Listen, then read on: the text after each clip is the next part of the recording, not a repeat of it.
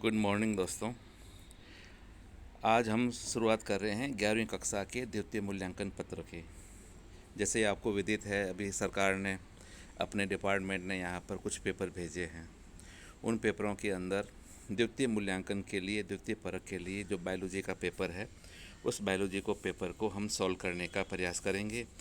इसमें पेपर को पहले आप लोग डाउनलोड कर लेना और उसकी प्रिंट निकलवा के उसमें दिनांक, जो दिनांक जिस दिन आया था, जैसे 28 तारीख लास्ट डेट थी तो 28 तक भर दो इसमें, 28 अक्टूबर। और फिर पूर्णांक आपको पता ही है 20 का है। अपना नाम, पिता का नाम अवश्य लिखना। विद्यालय का नाम लिखने के बाद में इसको शुरुआत करनी है।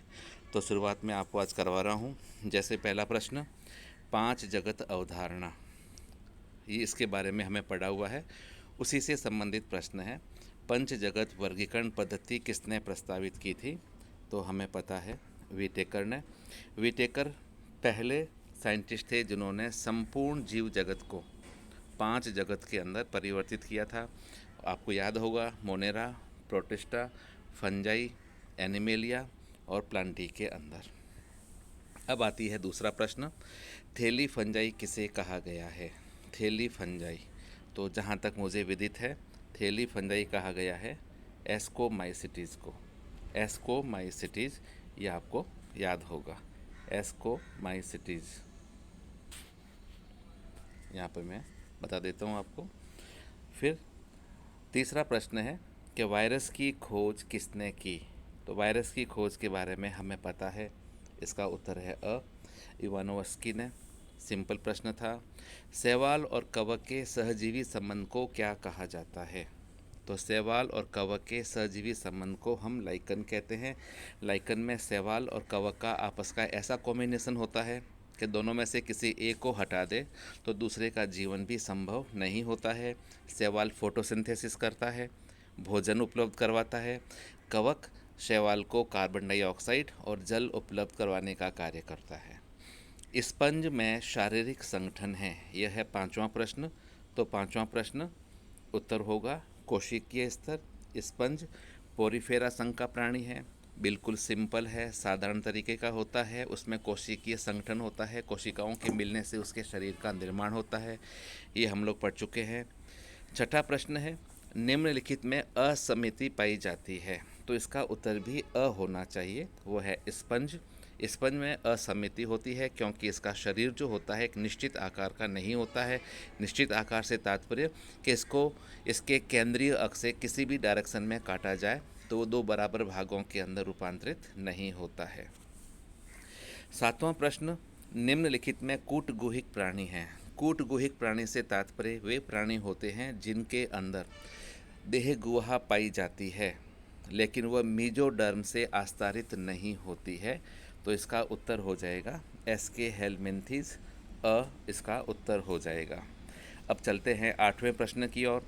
आठवें प्रश्न के अंदर जैसा कि विदित है, लिखा हुआ है कोइनोसाइट नामक कोशिकाएं किस संघ के प्राणियों में पाई जाती है? तो ऑफ कोर्स ये पाई जाती है पोरीफेरा संघ के प्राणियों में। इनके अंदर, इनकी देह भित्ति में जो नाल तंत्र होता है उसके अंदर विशिष्ट प्रकार की कोशिकाएं हैं जो पानी के साथ में आए सूक्ष्म जीवों को, खाद्य सामग्रियों को कलेक्ट करके उसको पचाने में सहायता करती है। नौवां प्रश्न है, सुनहरे शैवाल कहा जाता है क्राइसोफाइट। Simple sir. 10वां प्रश्न, मृतपोषी प्रोटिस्टा है, नो डाउट, अवपंक कवक। 11वां प्रश्न, काइटिन युक्त कोशिका भित्ति का पाया जाना, यह सही उत्तर होगा, वह है स, कवक। कवक के अंदर काइटिन युक्त कोशिका भित्ति पाई जाती है, याद रखना है। नीली हरित शैवालें, इन्हें हम कहते हैं साइनोबैक्टीरिया। और साइनोबैक्टीरिया को हम जीवाणु की कैटेगरी में अ में रख सकते हैं क्योंकि यह मोनेरा संघ के अंदर आती है, मोनेरा जगत के अंदर आती है। 13वां प्रश्न, अपूर्ण कवक किसे कहा गया है? तो इसका उत्तर होगा स, ड्यूटेरोमाइसिटीज। वॉयरॉइड बने होते हैं, 14वां प्रश्न है।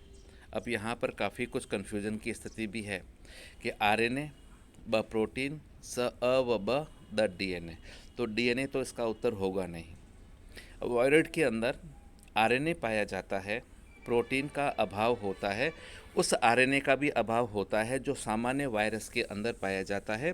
और वायरस के अंदर जो आरएनए होता है उसका अणुभार अत्यंत कम होता है। तो इसका उत्तर अ होगा, आरएनए, क्योंकि प्रोटीन की अनुपस्थिति होती है। 15वां प्रश्न है, वह पुस्तक जो विशेष क्षेत्र में मिलने वाली पौधों की जातियों की विषय सूची देती है, तो उसे कहा जाएगा फ्लोरा। फ्लोरा और फोना दो चीज़ें होती है। फ्लोरा पादपों से संबंधित है और फना जो होती है वो जंतुओं से संबंधित है।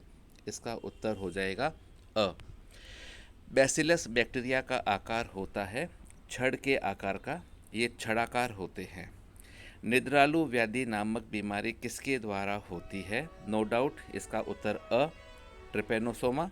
ट्रिपेनोसोमा के कारण ही होती है ऐसी बीमारी जिसमें व्यक्ति जो होता है चिरस्थायी नींद के अंदर परिवर्तित हो जाता है। निम्नलिखित में से रोटी कवक है, तो इसका उत्तर अ होगा, राइजोपस। राइजोपस को कहा जाता है ब्रेड मोल्ड भी कहा जाता है और यह ब्रेड के ऊपर उगती है। 19वां प्रश्न, विखंडी खंडी भवन पाया जाता है, तो यह होगा एनेलिड में, क्योंकि इनका शरीर बाहर से भी खंडित है और अंदर भी उसके खंड होते हैं। 20वां है, दंश कोशिका की उपस्थिति किस संघ का विशिष्ट लक्षण है? तो यह पाया जाता है सलेंट्रेटा के अंदर। दंश कोशिकाएं शिकार करने में सहायता करती है, शिकार को पकड़ने में सहायता करती है और किसी आधार से पकड़कर या किसी आधार को पकड़कर हाइड्रा को मूवमेंट करवाने में भी सहायता करती है। तो यह छोटा सा एक पेपर था 20 नंबर का, बहुत ही सरल था। आशा है सबके इसमें से 20 में से 20 नंबर आए होंगे। धन्यवाद।